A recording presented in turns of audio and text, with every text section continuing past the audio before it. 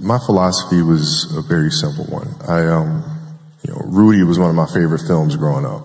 After watching that film, I come to understand if I could work that hard every day, being blessed with the physical tools that I have, what would my career be? And I made a promise to myself from that day that I was going to work that hard every single day so that when I do retire, I have no regrets. And that was the most important thing for me, is to leave no stone unturned, get better every single day. And if I lived that way, then over time, I'd have something that was beautiful.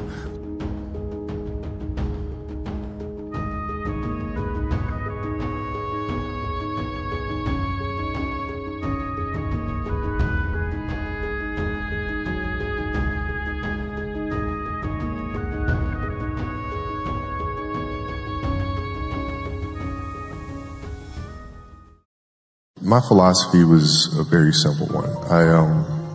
Rudy was one of my favorite films growing up. After watching that film, I come to understand if I could work that hard every day, being blessed with the physical tools that I have, what would my career be? And I made a promise to myself from that day that I was going to work that hard every single day so that when I do retire, I have no regrets. And that was the most important thing for me, is to leave no stone unturned, get better every single day. And if I lived that way, then over time, I'd have something that was beautiful. But that was my philosophy. It seems like a pretty simple one, but if you live your life to just get better every single day, and do that for 20 years, what do you have? And once you have the passion, the thing that you're passionate about now, you can look at other people or other entities or other things or works of art, and you can draw things from that to help you be better at what you do, by looking for those common denominators. Johnny wanted to know, how do I prepare? How do I prepare? How do I study? How do I view the game? How do you build your game? And my response is much like the way he builds products. You think sequentially. You look at the end result of what you want to create, but in order to create that, there's so many other little things that go into this massive entity or device. It's no different than building my basketball game. You start with, what do you want your game to be? What would make your game most unstoppable or hard to deal with? And now you work backwards from there. And you start building it one piece at a time, one move at a time, one counter at a time. You just got to put one foot in front of the other. And, sometimes I think, even for myself, it's easy to become distracted a little bit and start trying to look at what the final picture is going to look like. And, when you do that, you can easily become frustrated with where you are at the moment. So, my advice is just to focus on each day. And, you have a plan in place of how you want to improve and how you want to get better. And you stick to that plan and trust the fact that, every day that you stick to the plan, it'll get you to your end result. The passion came from the love for the game. I loved everything about it, like the smell of the ball, the smell of like brand new sneakers, and like the sound the ball makes when it hits the ground, the ball going through the net, like all those things I love. And so the passion comes from that, because once you have that love, you just want to be a part of this thing all the time. Like basketball's helped me be a better person, a better friend, a better father. Well, because there's life lessons that are within the game, like communication, like unselfishness, like attention to detail, and empathy and compassion. Like all those things are in the game. And as an athlete, if we are aware of those things, it helps us become better human beings. Where did you get your killer instinct from? Well, yeah, I think a lot of it had to do with isolation. Growing up over there and being the only African-American kid. Not being able to speak the language, I gravitated towards the game. And in that game, you find a lot of, you find solace in the game.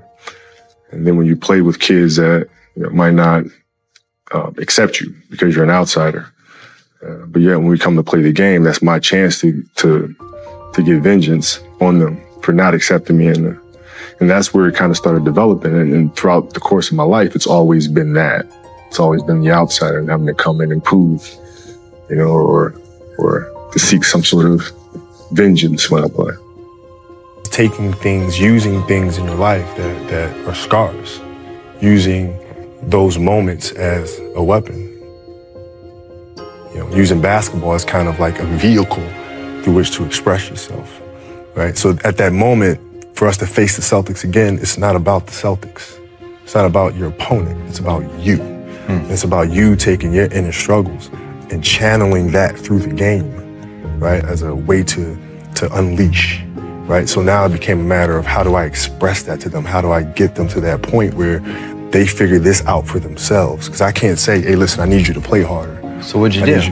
Well, I had to share my story. I had to open up to them and let them know I've dealt with things. This is the things that I use. This is how I go about focus. This is how I deal with adversity. This is how I deal with, you know, arguing with my wife the day of a game and showing up to the game and still having that focus to be able to play. Like, I used those things to open up with them. And then in turn, they were able to take those stories and make them their own.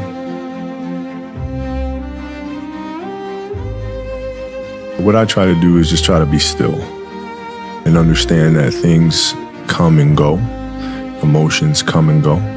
The important thing is to accept them all, to embrace them all, and then you can choose to do with them what you want versus being controlled by emotion.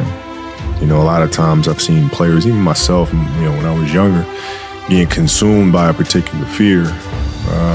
And to the point where you're saying, okay, nah, it's not good to feel fear. I shouldn't be nervous in a situation, like, nah. And it does nothing but grow versus stepping back and saying, yeah, I am nervous about the situation. Yeah, I am fearful about the situation. Well, what am I afraid of? And then you kind of unpack it. And then it gives you the ability to look at it for really what it is, which is nothing more than your imagination running its course, you know?